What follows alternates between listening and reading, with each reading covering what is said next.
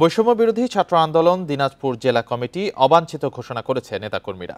এরই মধ্যে অর্ধ শতাধিক সদস্য পদত্যাগ করেছেন। শনিবার দুপুরে দিনাজপুর প্রেস ক্লাবে এক সংবাদ সম্মেলনে তারা এই কথা জানান। সংবাদ সম্মেলনে তারা অভিযোগ করে বলেন, স্বজনপ্রীতির মাধ্যমে এই কমিটি গঠন করা হয়েছে।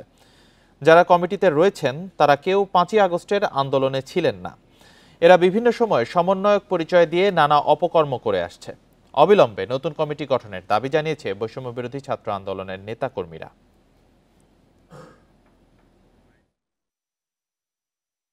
বৈষম্য বিরোধী ছাত্র আন্দোলনের যে কমিটি দেওয়া হয়েছে, আগামী 24 ঘন্টার মধ্যে যদি এই কমিটি বিলুপ্ত না করা হয়, তাহলে আমাদের দিনাজপুরের ছাত্র সমাজ কঠোর কর্মসূচি দিবে। যারা আজকে কমিটিতে আছে তাদের একজনকেও আমরা তখন রাস্তায় দেখিনি।